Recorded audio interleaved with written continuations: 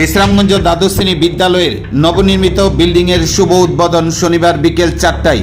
জানা যায়, বিশ্রামগঞ্জ দ্বাদশ শ্রেণী বিদ্যালয়ের নবনির্মিত বিল্ডিংয়ের শুভ উদ্বোধন করা হয় শনিবার বিকেল 4টায়। এই দিনের এই শুভ উদ্বোধনে উপস্থিত ছিলেন রাজ্যের মুখ্যমন্ত্রী প্রফেসর ডক্টর মানিক সাহা, তেলেঙ্গানার রাজ্যপাল জিষ্ণু দেববর্মা, উপস্থিত ছিলেন মহকুমা শাসক রাকেশ চক্রবর্তী, সিপাহীজলা জেলা পরিষদের সভাধিপতি সুপ্রিয়া দাস দত্ত, উপস্থিত ছিলেন জেলা শাসক সহ অন্যান্য নেতৃত্বরা।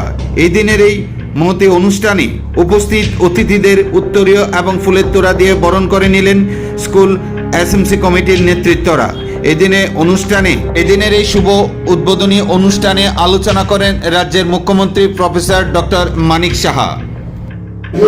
আমাদের টিবিএসসি বলতে নট সিবিএসসি, এখন সিবিএসসি তে চলে যাওয়ার জন্য আমাদের মুখে সমস্যা হয়ে গেছে।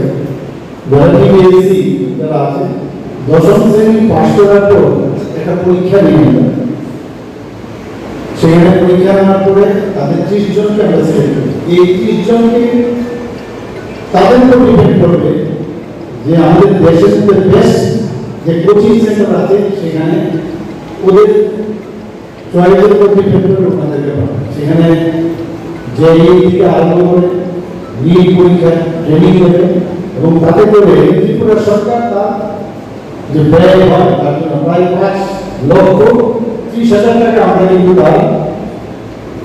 এই যে বহুদের বিষয় সেটা কিন্তু আমরা ত্রিপুরা সরকার আমরা এটা নিয়ে অর্থাৎ আমাদের এডুকেশন ইনফরমেশন এখানে প্রায় এখন পর্যন্ত প্রায় 140 জন স্টুডেন্ট এতে করে এই সুযোগ পেয়েছে। And we will be very happy to know that till now 7 জন আইআইটি-তে চান্স পেয়েছে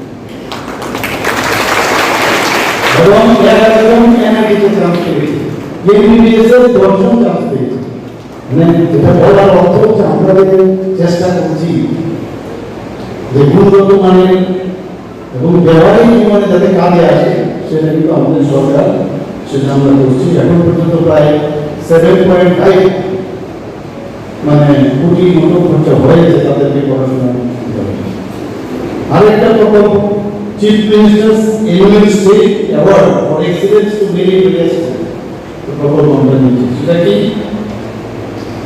যারা মাধ্যমিক এবং উচ্চতর মাধ্যমিকে পাস করবে তাদের থেকে সেরা 5 জন আমরা সিলেক্ট করি। সেরা 5 জন কারা?